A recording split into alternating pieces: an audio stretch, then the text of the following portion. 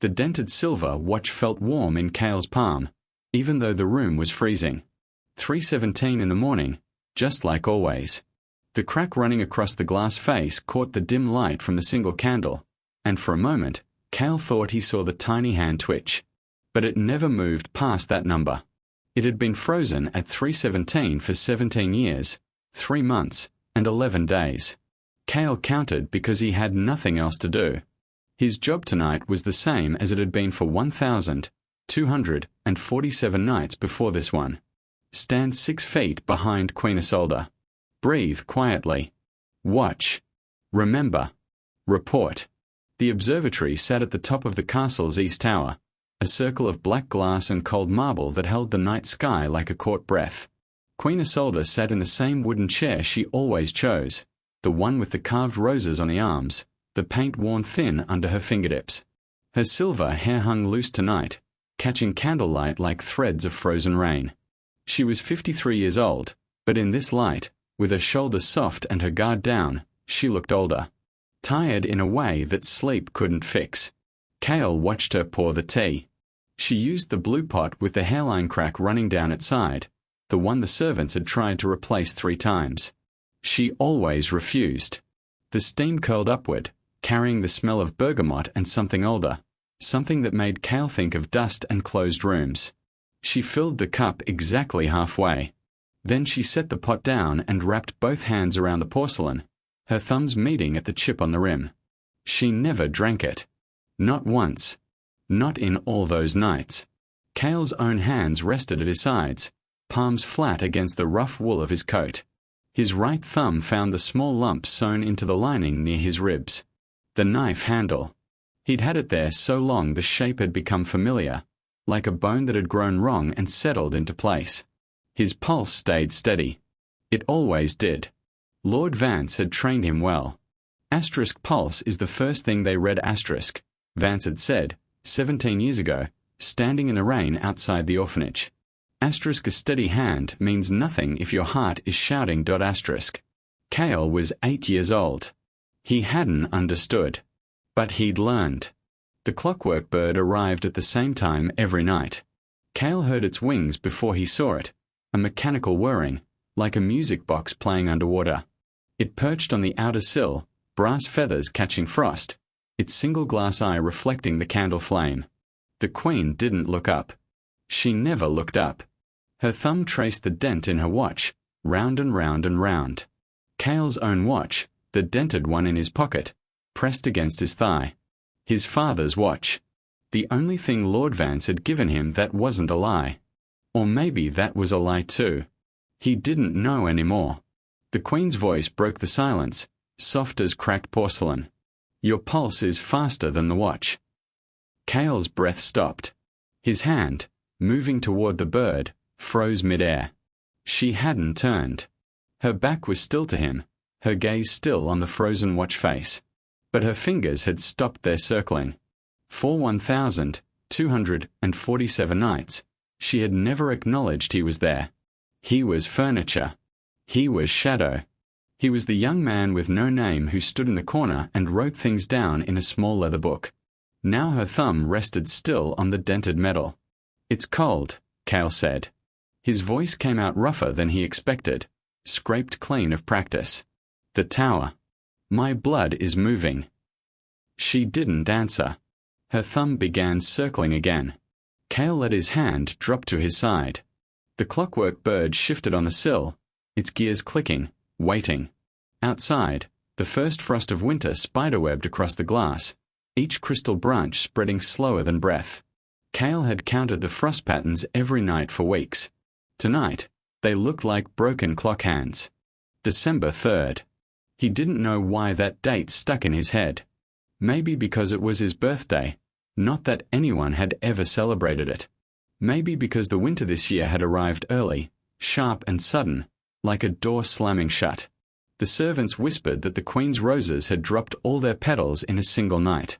The gardeners found them frozen to the cobblestones, still red. Kael thought about the watch in his pocket. The train had derailed at 3:17 in the morning on a Tuesday. The Northern Express, carriage 4, seat 12. His father had been holding the watch when they found him. The glass was cracked, the hands frozen, the dent on the back warm even in the snow. Lord Vance had pressed it into Kael's small hands and said, "Remember this time. Remember who took him from you. Kael had remembered. Every night. 3:17. The exact moment. The Queen lifted her cup. Her hands trembled slightly, the way aging hands do, or frightened ones. She brought the tea to her lips but did not drink. Steam clouded her face, softening the sharp lines of her jaw, the pale scar that ran along her collarbone like a thread of silver. Kael had memorized that scar. 4 inches long, slightly raised at the edges, older than him. He'd never asked about it. He wasn't supposed to speak. He wasn't supposed to notice the way she flinched at the smell of hot metal, or the way her gaze always drifted to the door when the wind rattled the frames, or the way she touched her own wrist sometimes, pressing 2 fingers to the vein there as if checking she was still alive. He noticed anyway. The bird clicked its beak against the glass. Once. Twice. 3 times. A pattern Kael recognized. Tonight. The regicide. Signal confirmed. His stomach didn't drop. His hands didn't shake. Lord Vance had trained him too well. His heart, that traitor muscle, kept beating steady and slow, like a pendulum that refused to hurry. Kael's fingers found the knife handle again. The leather was warm from his body heat. He'd sharpened the blade this morning, running the whetstone along the edge 100 strokes, counting each one. 100 chances to change his mind. 100 reminders of the face in the snow, the frozen watch, the promise an 8-year-old boy had made to a man who was already dead. The Queen set down her cup. The porcelain clinked against the saucer, a sound like a bell tolling for 1. "You've never spoken my name," she said. Kael's hand stilled on the knife. "I don't know it," he said. It was true. He knew her title, her rank, her history. He knew the date of her wedding and the color of her husband's eyes and the precise measurement of the crown they'd placed on her head. But no one spoke her birth name. The records had been sealed. The servants called her Your Majesty. The court called her the Queen Dowager. Lord Vance called her the widow. Kael had never heard her real name. She turned in her chair. Not quickly. Not dramatically. Just a slow rotation, her spine straight, her hands folded in her lap. The candlelight caught her face full on for the first time that night, and Kael saw what he'd been missing for 1,247 nights. She wasn't sad. She was watching star. Her eyes moved over his face like she was reading a map, tracing the line of his jaw, the shape of his nose, the color of his hair. Brown, like his father's. Curly at the ends, like his mother's. He'd never known his mother. Lord Vance said she died when Kael was born. He'd never asked for details. He'd never wanted to hear that story. "Isolde," she said. Her voice was quiet. Not a gift. Not an invitation. Just a word, spoken like she was testing its weight. "My name is Isolde." Kael said nothing. His throat had closed. The clockwork bird clicked again. Louder. Impatient. Its glass eye caught the candle and held it, burning.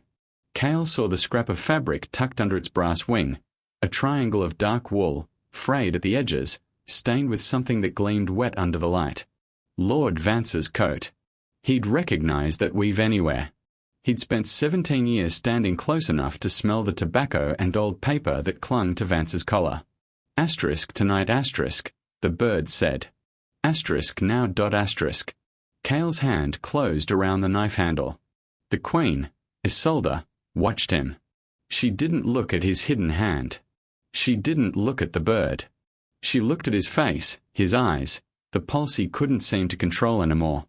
Her expression didn't change. No fear. No accusation. Just that steady, patient watching, like she'd been waiting for this moment as long as he had. "You should close the window," she said. "The frost is spreading." Kael blinked. His hand dropped. He turned toward the bird, meaning to shoo it away, to pretend he hadn't seen the signal, to buy himself 1 more minute, 1 more breath, One more chance to figure out who he was supposed to be. His fingers brushed the cold glass. The bird exploded inward. Brass wings screamed against stone. Gears scattered across the floor like teeth. The glass eye rolled past Kael's boot and came to rest against the leg of the Queen's chair. And the beak, sharp, cruel, beautiful in its precision, kept moving. Straight up. Straight forward. Straight toward the soft white skin of Isolde's throat. Kael moved before he thought. His body remembered what his mind hadn't decided. His hand closed around the bird's metal body, felt the gears still turning, the clockwork heart still ticking.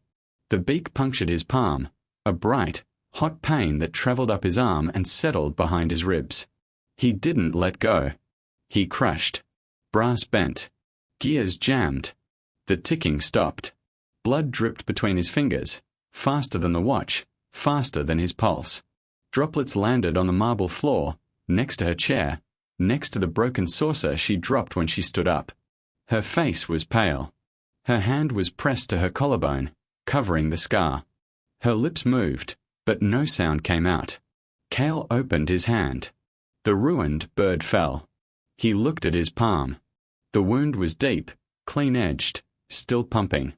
He watched his own blood pool in the lines of his hand, fill the creases, spill over the sides. It looked like he was holding a small red clock with no hands. Isolde stepped forward.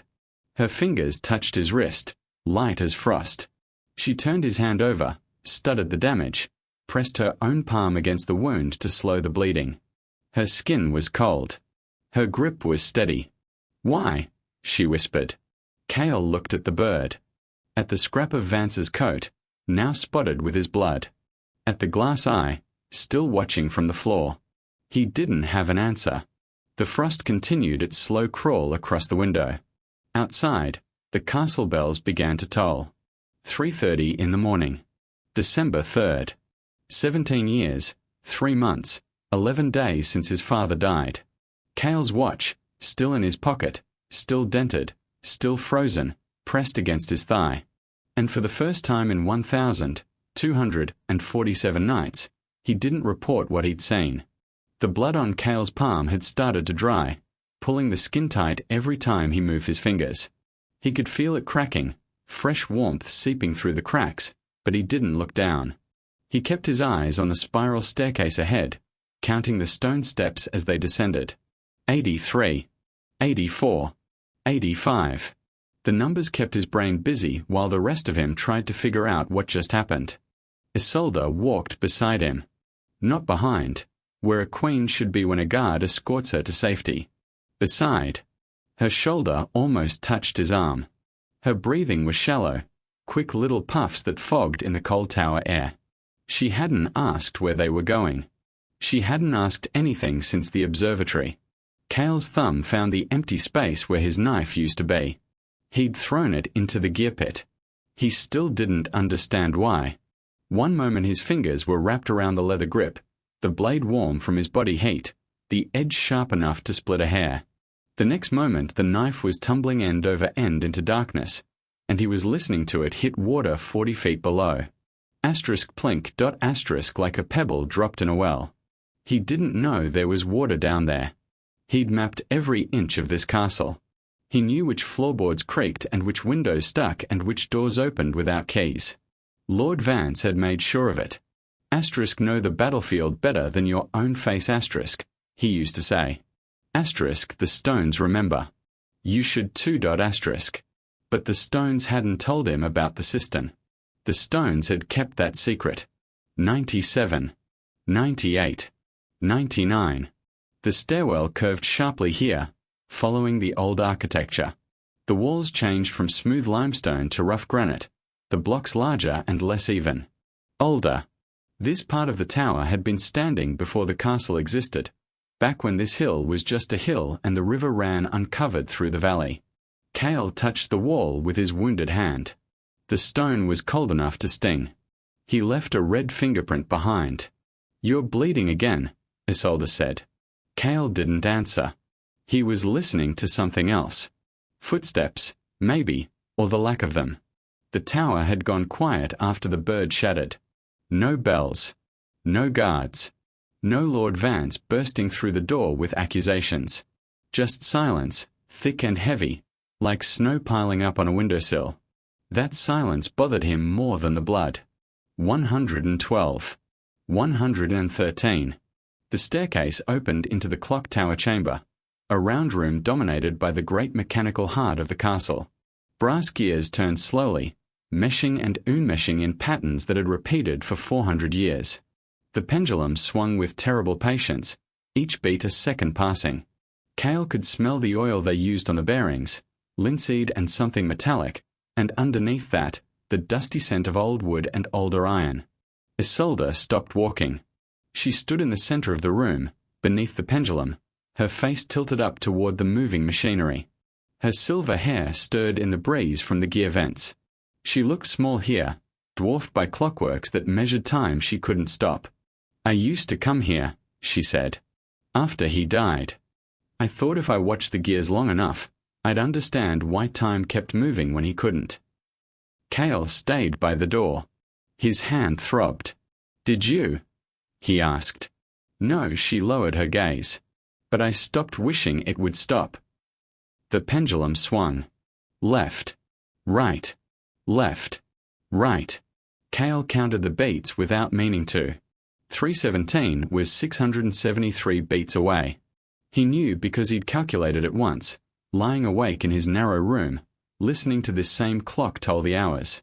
673 seconds between now and the time his father died. 673 seconds he could never get back. His coat felt heavy. The empty knife sheath pulled at the lining. His right hand kept twitching toward his ribs, searching for a weight that wasn't there anymore. Asterisk, what did I just do? Asterisk. The question sat in his chest, sharp and unmoving.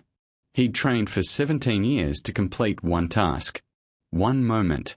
One blade across one throat. He'd sharpen that knife every morning and every night, 100 strokes each time. He'd slept with it under his pillow and carried it through every season, through every cold observatory night, through every time the Queen looked through him like he was made of glass.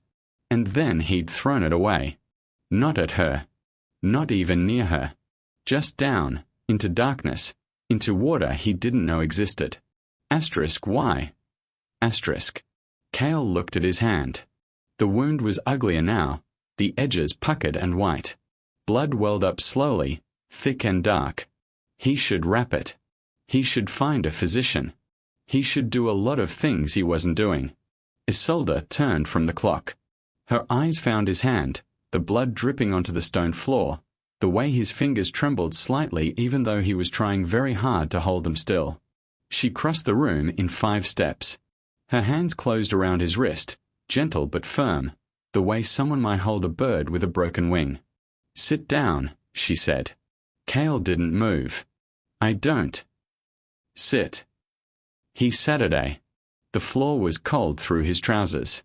He watched her tear a strip of fabric from her underskirt, white linen, fine enough to see through, embroidered at the edges with tiny forget-me-nots. She folded it into a pad and pressed it against his palm. The pressure made him hiss through his teeth. It's deep, she said, but clean. The beak went straight in and straight out.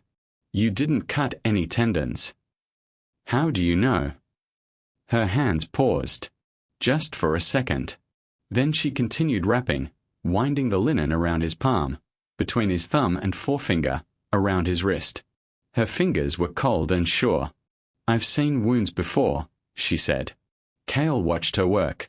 Her hands were steady. No tremor, no hesitation.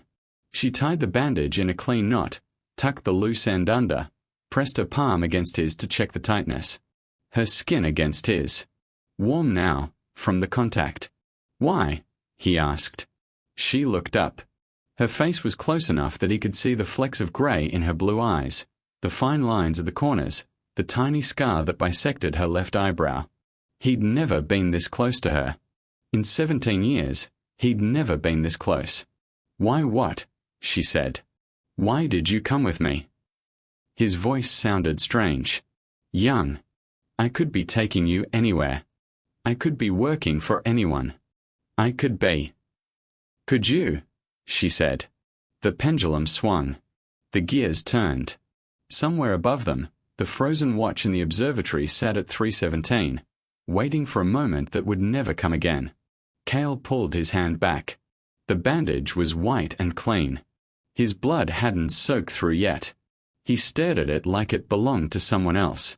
"You should go," he said. "There are guards in the West Wing.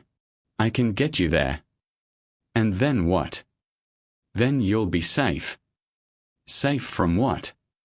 Her voice was quiet, but something underneath it had sharpened. "From the man who sent the bird? Or from yourself?" Kael stood up. Too fast. His head swam, and he put his good hand against the wall to steady himself. The stone was cold. The stone was always cold. "You don't know anything about me," he said. "I know you've stood behind me for 17 years. She didn't move from the floor. Her hands rested in her lap, folded over the torn edge of her skirt. "I know you write in a leather book every night. I know you sharpen your knife at dawn.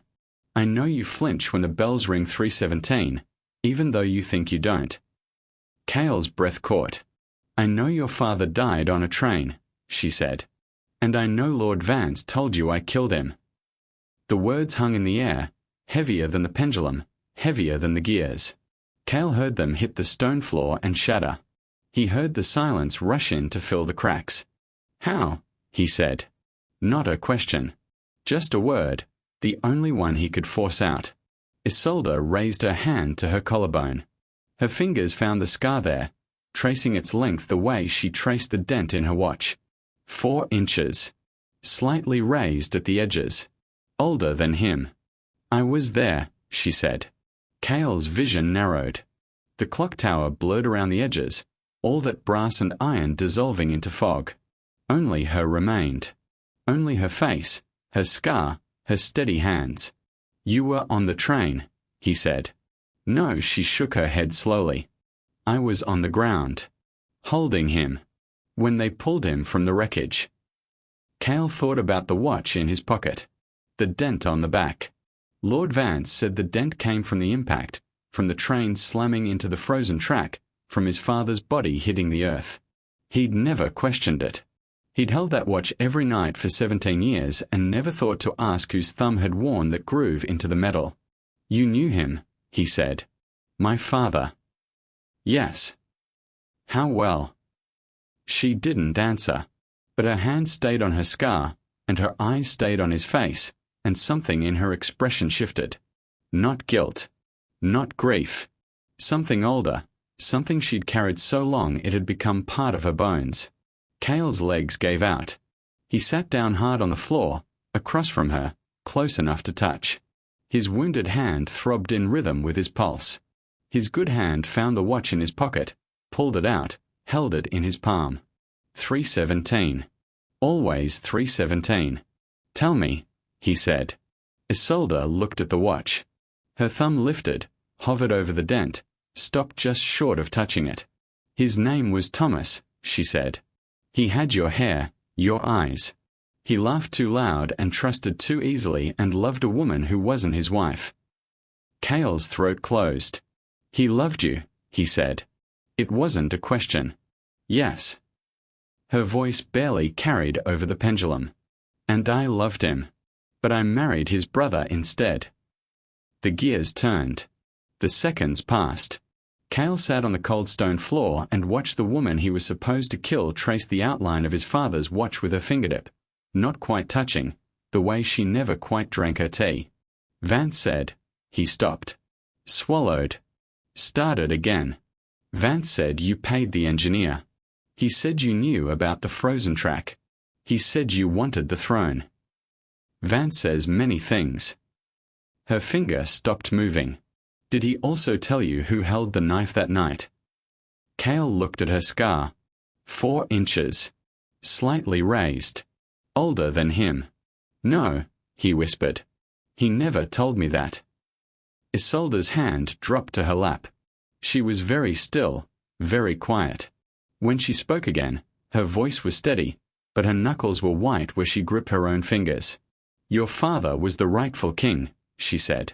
But he didn't want the crown. He wanted a life. A quiet one. With you and your mother. Kael's breath caught. My mother. She died when you were born. Thomas was holding you when they told him. He never put you down. Not for hours. A pause. Vance hated him for that. For choosing love over power. The pendulum swung. Left. Right. Left. Right. The night of the train, Isolde said. Your father was running. Not from the throne. He'd already given that up. He was running from Vance, who had finally realized that the only thing standing between him and the crown was his brother's happiness. Kael thought about the frozen track, the derailed car, the watch, still warm, pressed into his small hands. Vance didn't kill him for the crown, he said slowly. He killed him because my father was happy. Yes. And you were there. I was too late. Her voice cracked, just slightly, at the edges. I'd finally found the courage to leave Vance, to choose Thomas. I ran to the station, but the train was already gone. I took a horse. I rode until she bled. And when I got there, the train was already in the ravine, and Thomas was already. She stopped, pressed her hand against her scar. Vance was standing over him, she said, still holding the sword. He saw me. He could have killed me too. But instead he just smiled and said, now you get to be the widow queen. Kael looked at the watch. 3:17. The exact moment the train derailed. The exact moment his father died. But also the exact moment Isolde arrived.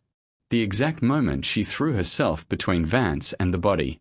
The exact moment she took a wound meant for a dead man and carried it for 17 years. You didn't kill him, Kael said. You tried to save him.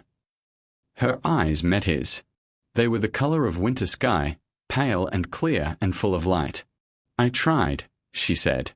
And I failed. And I've spent every day since waiting for his son to come home. The pendulum swung. The gears turned. The clock tower held its breath. And then Kael realized that everything Lord Vance had told him was a lie. The crypt was colder than the tower. Kael hadn't planned to bring her here. His feet had just kept moving after the clock tower, carrying him down spiral stairs and through narrow passages, past the old kitchens and the abandoned chapel and the door that should have been locked but wasn't. The key had been in his pocket for 17 years. He'd never used it. He'd never even thought about why Vance gave it to him. Now he knew. The royal catacombs stretched beneath the castle like the roots of an ancient tree, tunnels branching into tunnels, stone giving way to older stone. Kael held a candle low, watching the shadows jump and sway. His bandaged hand throbbed with every heartbeat. The watch in his pocket pressed against his thigh, heavy as a stone. Isolde walked behind him. Not beside. Behind. Her footsteps were soft, almost silent, but he could hear her breathing. Steady now. Calm. As if being dragged into the darkness by a man who'd almost killed her an hour ago was just another Tuesday night. You knew this was here, she said. Not a question. Kael didn't answer. He was counting the steps again. 47. 48. 49. The numbers kept his thoughts in line, kept them from scattering like the gears of that broken bird. 53. 54. 55. The tunnel opened into a round chamber, larger than the clock tower, larger than the observatory. Pillars of black marble rose toward a ceiling lost in shadow. Between them, arranged in a perfect circle, stood 12 tombs, each one carved from a single block of obsidian, polished until it reflected candlelight like still water. Each one engraved with a name and a date and a title that meant nothing to anyone who hadn't lived those years. Kael stopped in front of the 11th tomb. The name carved into the stone was not his father's. He read it 3 times, waiting for it to change. It didn't. The letters stayed where they were, sharp and permanent and wrong. Lord Alistair Vance. Beloved brother. Departed in grace. This is your husband's tomb, Kael said. His voice echoed off the marble, flat and hollow. Why does it say Vance? Isolde didn't answer. She stood a few feet behind him, her reflection ghostly in the polished stone. Her face was very still. Kael turned. The candle flame wobbled, casting her features in shifting gold and shadow. "You married Alistair Vance," he said. "Not Thomas. Not my father. You married the man who killed him." "Yes." The word hung in the air, simple and terrible. "And you stayed married to him." Kael's voice was rising now, the careful control he'd maintained for 17 years cracking at the edges. "You shared his bed. You wore his ring. You let him put his name on this tomb while my father rots in an unmarked grave somewhere." "Your father is not in an unmarked grave." Her voice cut through his anger, quiet but unbreakable. She stepped past him, closer to the tomb, her reflection sliding across the obsidian like a ghost crossing ice. Her hand rose. Her fingers touched the carved letters of her husband's name. "I buried Thomas in the orchard," she said, "where we used to meet. There's a pear tree that blooms white every spring. He always liked that one." Kael's breath left him in a rush. He remembered the orchard. He'd walked through it 100 times, noting the tree placements, the wall height, the best routes for escape or surveillance. He'd never stopped to look at the trees themselves. He'd never noticed which one bloomed whitest. "Why?" he asked. "Why didn't you put him here? He was the king. He deserved. He deserved to be where he was happy." She turned from the tomb. Her eyes were dry, but something in her face had softened, worn smooth by years of carrying the secret. "He told me once, in the spring, when the blossoms were falling like snow. He said he wanted to be buried under that tree. He said he wanted his bones to feed the roots." Kael thought about his father's bones. 17 years in the cold ground, tangled with pear tree roots, drinking rain and sunlight. He thought about white petals falling on grass that no one tended. He thought about the dented watch in his pocket, still warm from his own body heat. "I never visited him," he said. "I didn't even know where he was." "You weren't ready." Isolde's voice was gentle. "You were 8 years old. You'd just lost both your parents. Vance took you and twisted you into a weapon, and you survived the only way you could. You don't need to apologize for that." "I'm not apologizing." His voice came out sharper than he intended. "I'm trying to understand why you let it happen. Why you stayed with the man who murdered the person you loved. Why you watched me stand behind you for 17 years and never said a word. Because you wouldn't have believed me." Kael opened his mouth, closed it. She was right, and they both knew it. "Vance raised you," she continued. "He fed you, clothed you, trained you. He gave you a purpose when you had nothing else. If I had walked up to you on your first night in the observatory and said, 'Everything he told you is a lie,' what would you have done?" Kael thought about the knife under his pillow, the sharpening stone worn smooth from 17 years of use, the promise he'd made to a dead man he barely remembered. "I would have killed you," he said. "Right there. And I wouldn't have lost a minute of sleep." "I know." She smiled, just slightly. "That's why I waited." The candle flickered. Kael's hand was shaking. He set the candle on the edge of the tomb, watched the flame steady itself, watched his shadow stop dancing on the wall. "Waited for what?" he asked. "For me to figure it out on my own? For Vance to slip up? For some sign from the gods that it was safe to tell me the truth? For you to be ready to hear it? And how did you know I was ready tonight?" She looked at him. Really looked, the way she had in the observatory, the way she had in the clock tower. Like she was seeing past his face, past his carefully constructed walls, past the weapon Vance had spent 17 years sharpening. "Because you threw the knife away," she said. "Not at me. Not at the bird. You just let it go. That wasn't training. That was choice." Kael's hand moved to his ribs. The empty sheath. The missing weight. He'd carried that knife so long he'd forgotten what it felt like to be without it.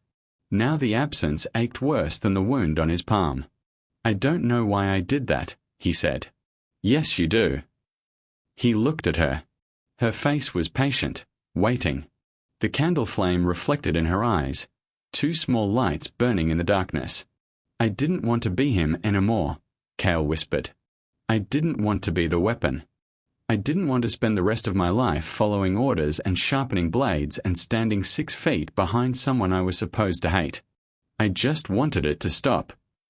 So you stopped it. It's not that simple. It never is. She paused. But sometimes the first step is the hardest, and you've already taken it. Kael leaned against the tomb. The obsidian was cold through his coat, cold against his back. He looked up at the ceiling, lost in darkness, and tried to remember the last time he'd felt this tired. Not physically tired. That he could handle. This was something deeper, something that had been hollowing him out for 17 years and he'd never even noticed. What do I do now? He asked. Isolde didn't answer immediately. She moved away from the tomb, walking slowly around the circle of obsidian caskets. Her fingers trailed over the carved names, tracing letters that had been cut deep into stone. Kael watched her move. She walked like someone who knew this place well, who had spent hours here in the dark. Vance isn't just your enemy, she said.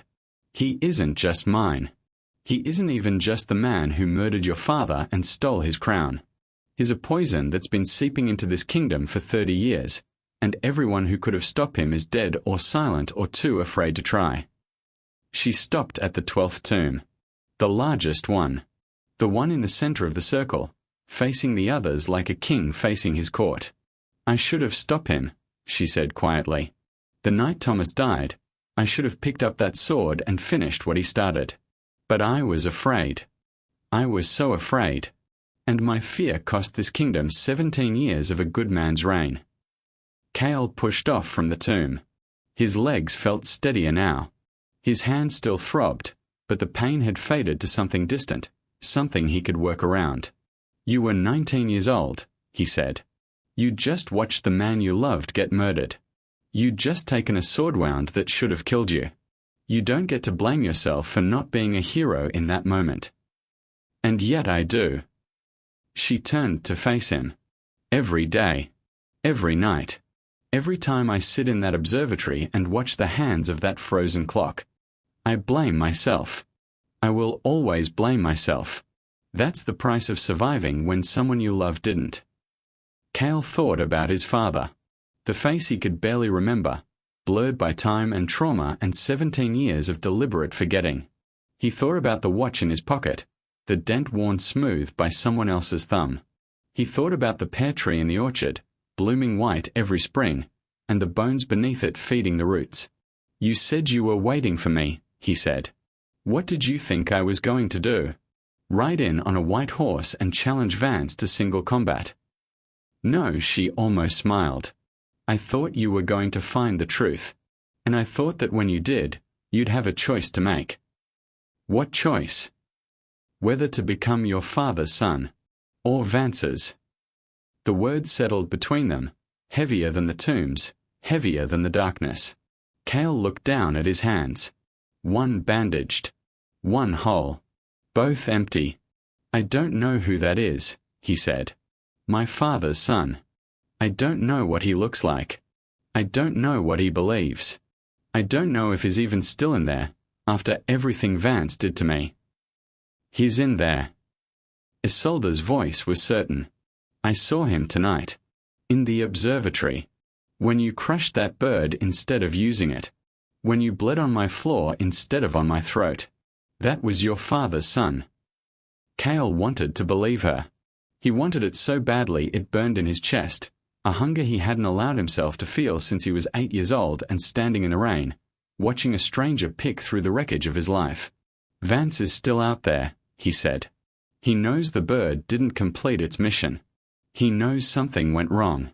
He'll come looking for answers. Then we give him some. Kael looked up. Her face was calm, but her eyes had sharpened. The grief was still there, the guilt, the 17 years of waiting. But underneath all of that, something else was waking up. Something that had been sleeping since a spring night in an orchard. watching white petals fall on a fresh grave. "What are you thinking?" he asked. "I'm thinking," Isolde said slowly, "that Lord Vance has spent 17 years believing he controls everyone in this castle.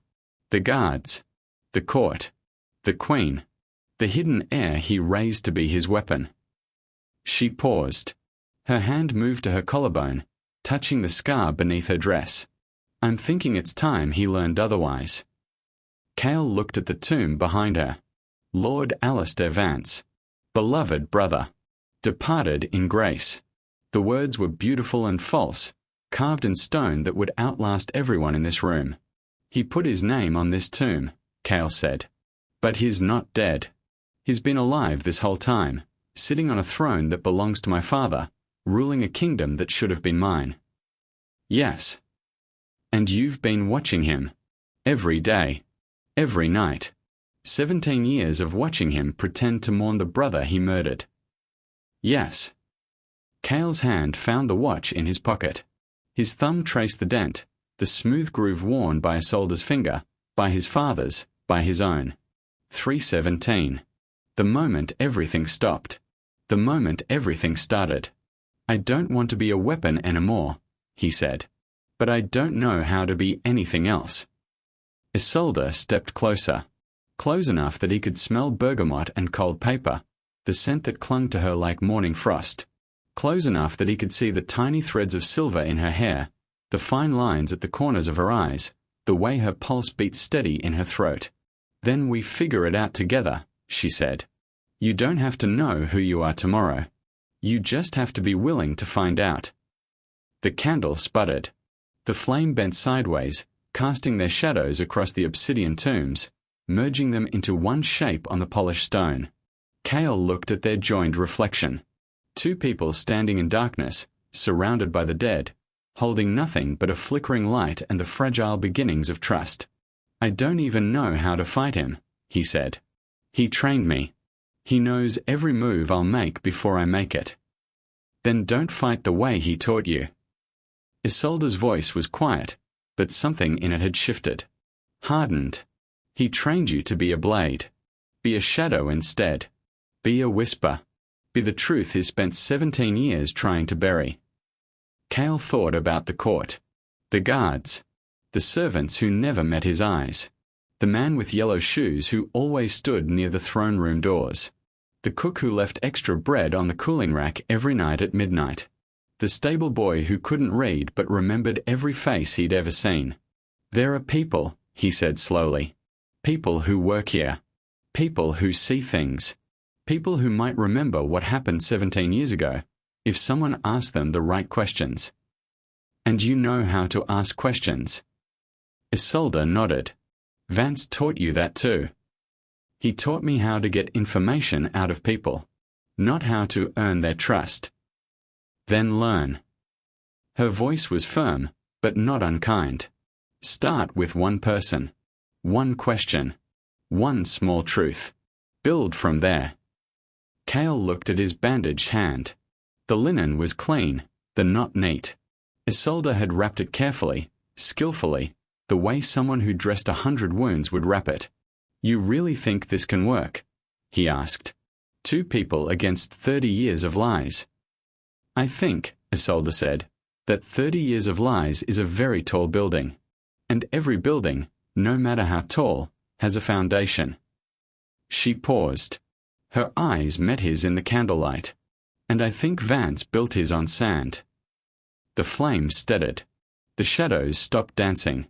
Kael stood in the darkness with the woman he was supposed to kill, surrounded by the tombs of kings and usurpers, and felt something shift in his chest. Not the click of a lock opening. More like the creak of a door that had been sealed so long the hinges had rusted shut. It hadn't opened. Not yet. But it had moved. "The orchard," he said. "The pear tree. Will you show me?" Isolde's breath caught. Just slightly, just for a moment. Then she nodded. "Yes," she said. "When this is over, I'll take you there." "When this is over," Kael repeated. He tested the words, felt their weight. Not if. No, for the first time since the observatory, Her smile reached her eyes. Not if. The candle burned lower. The darkness pressed closer. Somewhere above them, dawn was breaking over a castle that didn't yet know its king had returned.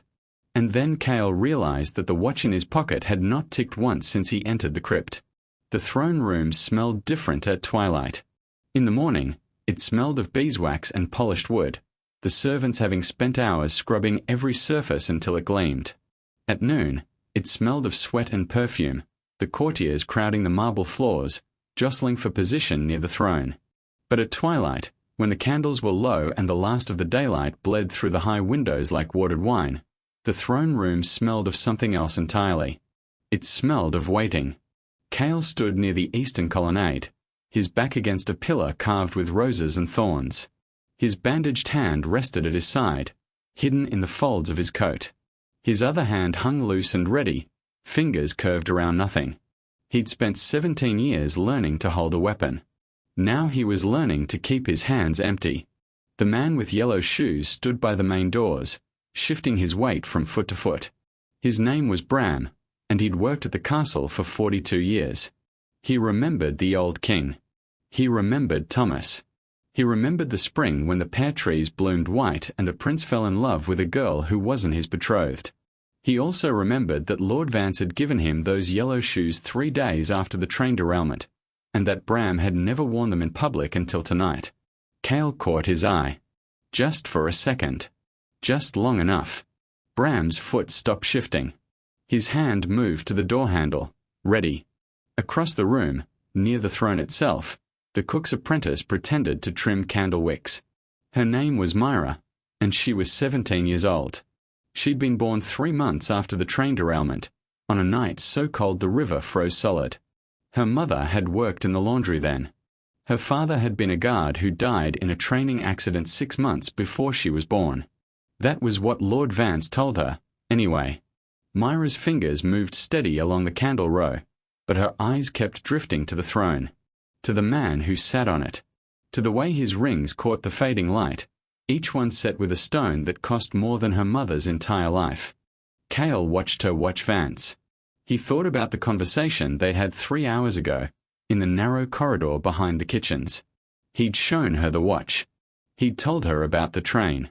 He'd watched her face shift from confusion to disbelief to something that looked like the beginning of recognition. My father, she'd whispered. The guard who died in training. His name was Elias *, Kael had said. He was 23 years old. He knew about the frozen track. He tried to warn the station master, but someone stopped him before he could deliver the message. Someone. Vance. Myra's hand had gone very still on her trimming knife. Her eyes had stayed on his face, searching for the lie, finding none. Why are you telling me this? Because you deserve to know the truth. And because I need your help. She hadn't said yes. But she hadn't said no either. And now she stood by the throne, trimming candles that didn't need trimming, and her hand stayed steady on the knife. Kael moved deeper into the shadows. His footsteps made no sound on the marble. Vance had trained him to move like water, like wind, like something that existed between heartbeats. For 17 years, that training had been a cage. Now it was a key. He circled the room slowly, passing between pillars, behind curtains, through pools of shadow that deepened as the twilight bled away. He counted faces. 37 courtiers. 12 guards. 4 servants. 2 children hiding behind their mother's skirts, too young to understand why they had to be here. And Vance. Always Vance. Lord Alistair Vance sat on the throne like it was his by right. His grey hair was swept back from his temples, his beard trimmed close to his jaw. His hands rested on the carved arms of the chair, fingers spread wide, rings glittering. He was 61 years old, but his posture was straight and his eyes were sharp. He looked like a king. He'd spent 30 years learning how.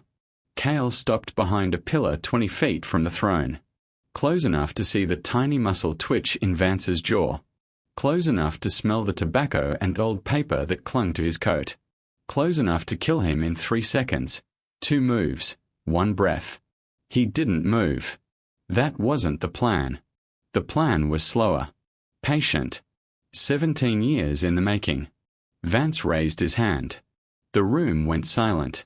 Even the children stopped fidgeting. I have called you here tonight, Vance said, his voice carrying easily to every corner of the throne room, because there has been an attempt on the Queen's life. Murmurs rippled through the crowd. Faces turned toward Isolde, who stood at the foot of the throne, her posture rigid.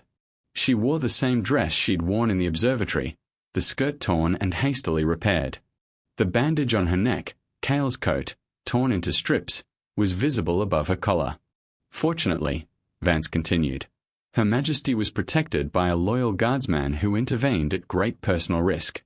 The assassin's weapon was recovered from the clock tower cistern, and we are currently tracing its origin. Kael's hand moved to his ribs. The empty sheath. The missing weight. The assassin themselves escaped into the lower levels of the castle. Vance's gaze swept the room, slow and deliberate. But they will be found. No one threatens the crown and walks free.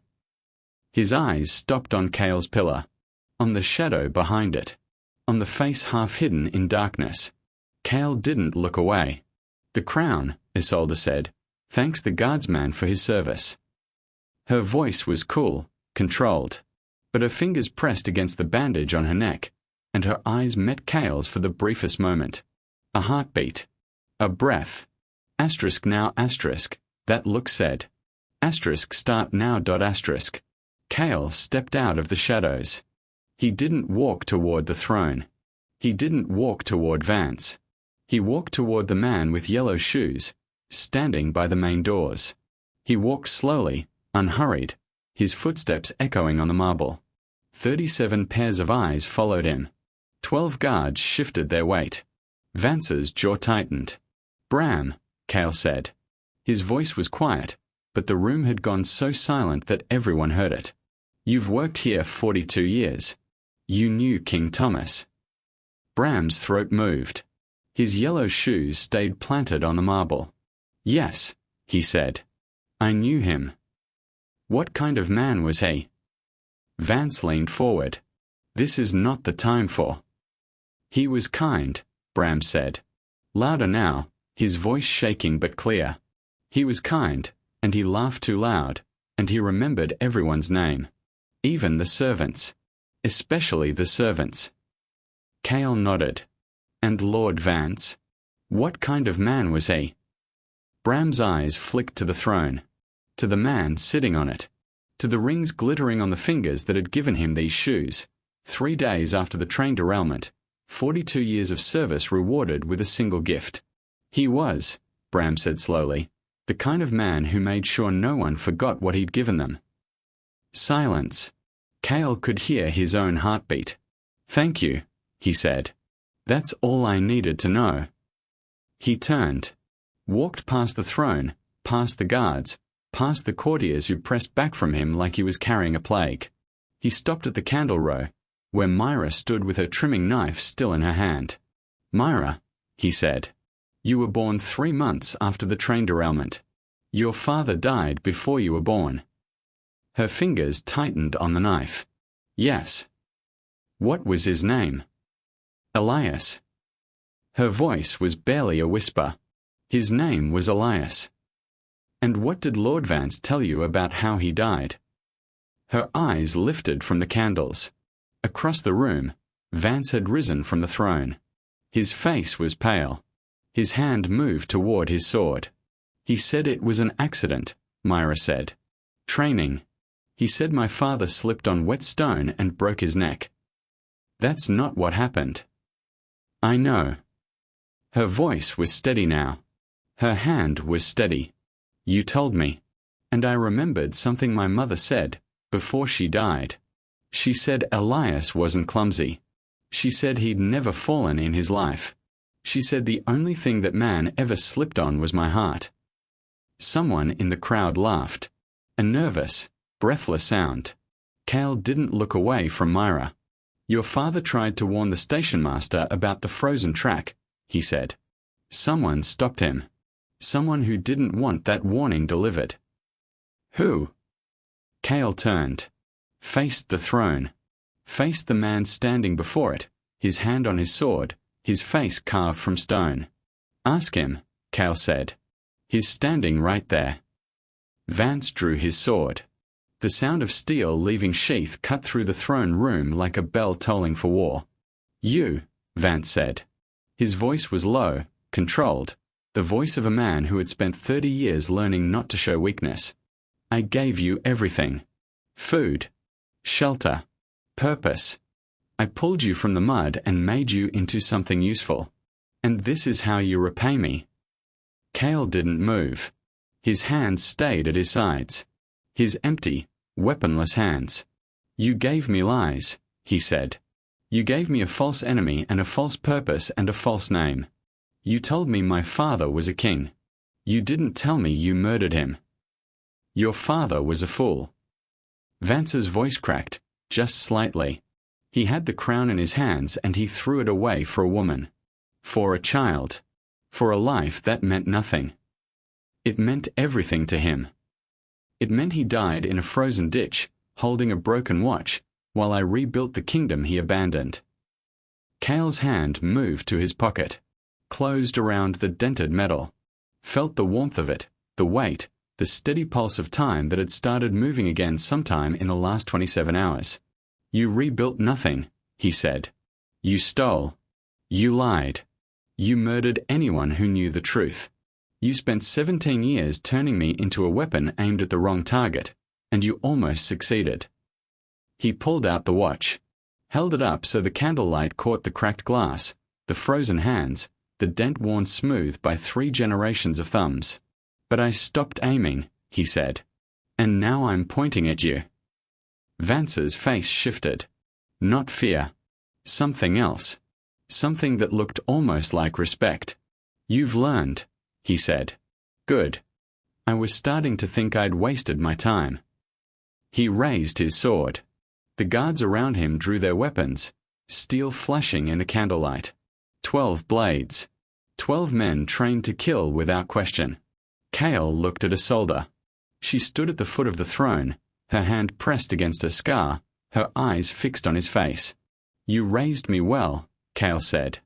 Uncle. The word hit Vance like a physical blow. His sword arm dropped. His mouth opened, closed, opened again. You don't know that name, he whispered. You can't know that name. Isolde told me. Kael stepped forward. The guard shifted, uncertain. She told me everything. About the train. About the orchard. About the brother you killed because he was happier than you. Vance's face went white. His sword hand trembled. She was supposed to be silent, he said. 17 years of silence, and now she speaks? Now, when it's too late for any of it to matter.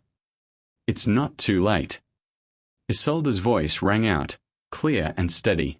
It was never too late. You just believed it was, because you couldn't imagine anyone waiting 17 years for the truth. Vance turned to face her. His sword pointed at her throat, the tip trembling 6 inches from her scar. I could have killed you 1,000 times, he said. 1,000 nights. 1,000 chances. I let you live because you were useful. A widowed queen, grieving her lost love. No one suspected you. No one watched you. You were my perfect alibi. And now?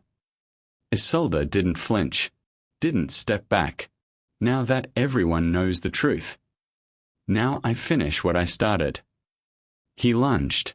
Kael moved. Not toward Vance. Toward Isolde. His body interposed itself between her and the blade, his empty hands rising. The sword point caught his bandaged palm, sliced through linen, through skin, through the healing wound beneath. Blood sprayed across the marble. But the sword stopped. Vance stared at him. At the blood dripping from his hand. At the watch still clutched in his other fist. 317 frozen forever on its cracked face. You'd die for her, Vance said. After 17 years of training you to kill her. You'd die. Yes, Kael said. I would. The throne room held its breath. And then the main doors crashed open. Bram stood in the doorway, his yellow shoes planted wide.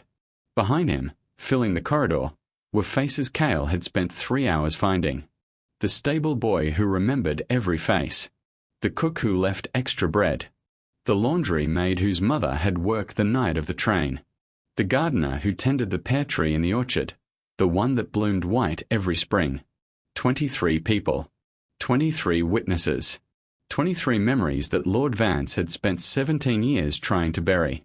Lord Alistair Vance, Bram said. His voice carried across the throne room, steady as stone. You are accused of high treason. The murder of King Thomas. The attempted murder of Queen Isolde. 30 years of lies and theft and betrayal. He paused. His yellow shoes gleamed in the candlelight. And I, for one, am tired of pretending I don't remember. Vance looked at the crowd. At the witnesses. At the courtiers who had slowly, silently, shifted away from him. At the guards whose swords were no longer pointing at Kael. At the Queen, standing tall at the foot of the throne, her scar silver in the fading light. At Kael, bleeding onto the marble, holding his father's watch. You think this changes anything? Vance's voice was ragged now, the control cracking at last. You think 23 servants can undo 30 years of my work? I am the crown. I am the law. I am.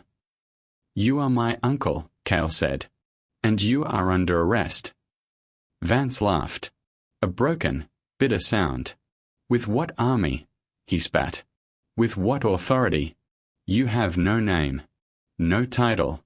No claim to anything but the blood on your hands. Kael looked down at his palm.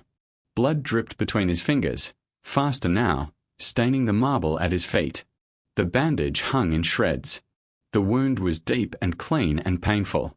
He looked up. Met Vance's eyes. My name is Kael Thomason, he said. My father was King Thomas. My mother was Alara of the Eastern Vale. And I am the rightful heir to the throne you stole. Silence. Then Isolde stepped forward. Her hand found his bleeding one, her fingers interlocking with his. Her palm was cold and steady and sure. He is, she said. And I witnessed his father's will, 17 years ago, 3 days before the train derailment. Thomas named his son his sole heir, with me as regent until he came of age. She paused. Her grip tightened on Kael's hand. I have waited 17 years to speak those words, she said. I will not wait another moment. Vance raised his sword. His face was twisted now, all the careful control stripped away, leaving something raw and desperate underneath. Then I'll kill you both, he snarled. I'll kill everyone in this room. I'll burn this castle to the ground and salt the earth where it stood. You think I'm afraid of truth? I am the truth. I am the only truth this kingdom has ever known. He lunged. Kael stepped forward to meet him.